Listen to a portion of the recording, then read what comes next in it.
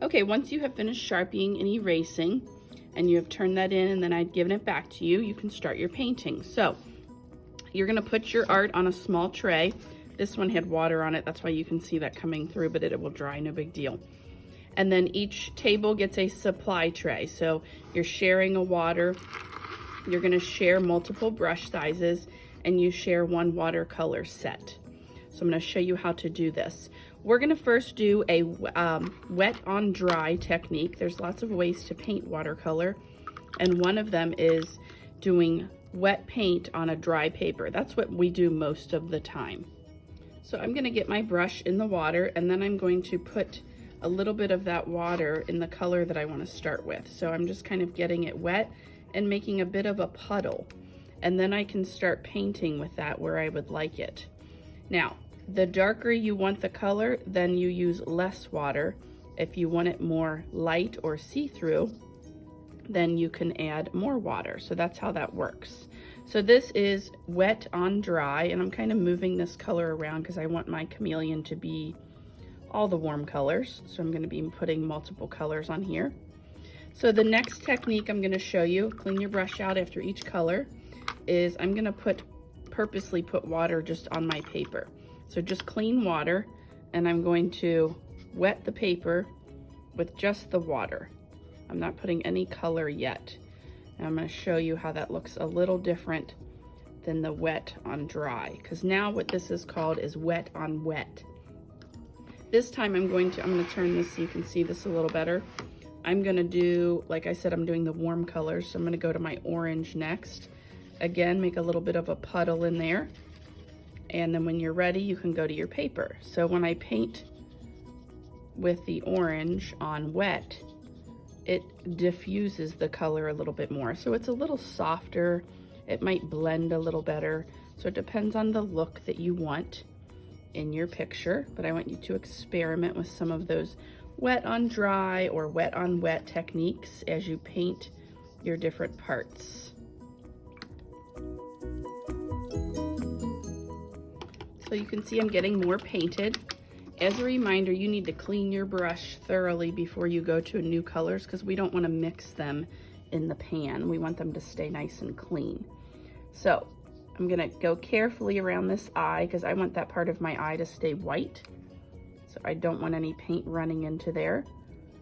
We are using watercolor, and it's meant to be see-through or transparent. That is the quality of watercolor. But you can also build up to make darker colors as well. So I'm just doing my chameleon first to let that dry a little bit, and making sure I get all the white spaces inside that I want that color. Again, if I want something to be maybe a little bit darker yellow, I could put a second coat, or again, use less water. So it depends on the look that you would like. So I think I'm gonna stop with my chameleon there. Next, I'm gonna go ahead and start painting my leaves up here so that they can start drying once I'm done. So I'm gonna use not just green, but I might be using some other colors mixing in. So this is, again, I'm doing wet on dry currently.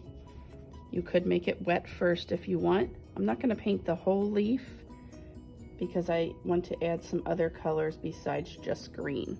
So there are a couple different brush sizes. So if it's too big, mostly we're gonna need the small one. I'm gonna get some of that yellow. I'm gonna put that in there as well. Yellow and green look nice together, especially when they mix. So I'll show you how to do that here in a moment. I'm just putting a little bit of that yellow and green together for those leaves. And then I'm just gonna get a little bit of water on my brush to sort of blend those together in the leaf. If I need a little bit more color, I can add that. And then next I can start working on the sky. So I did warm colors in my chameleon. I'm gonna choose either one cool color or multiple cool colors.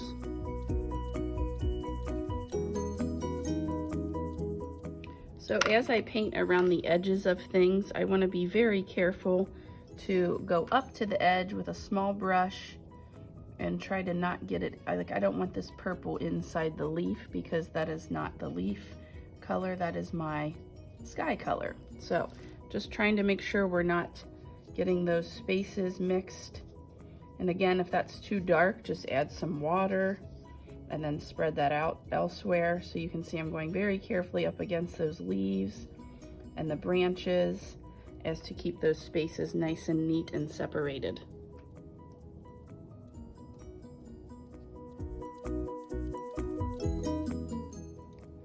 Okay, you can see I have painted everything except my branch. So I want to show you a few techniques once you're finished painting for the day.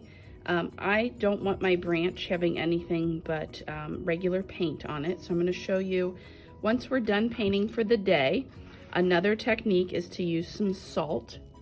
And you want it has to be wet for the salt to work, but you just take a pinch and you can sprinkle it in.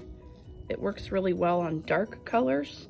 And I'm sprinkling it in some of these sky areas that I would like this to have on it here. And it's okay if it gets in your other stuff, but I'm just gonna do a few here.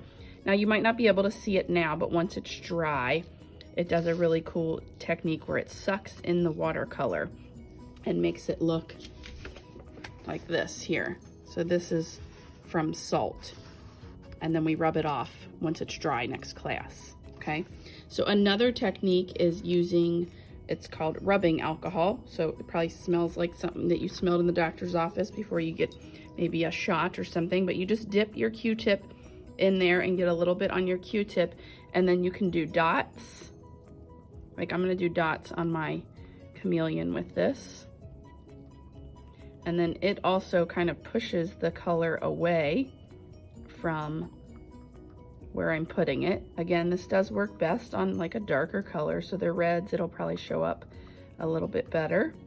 And you could put some other places, like maybe I want to just add some lines in the background. You could do that. So again, it won't show up as much now until maybe a little bit later when it dries. So I'll show you what that looks like. So here's another one. So kind of like some of this here, it like pushes it away from the area and it gives it a diffused look.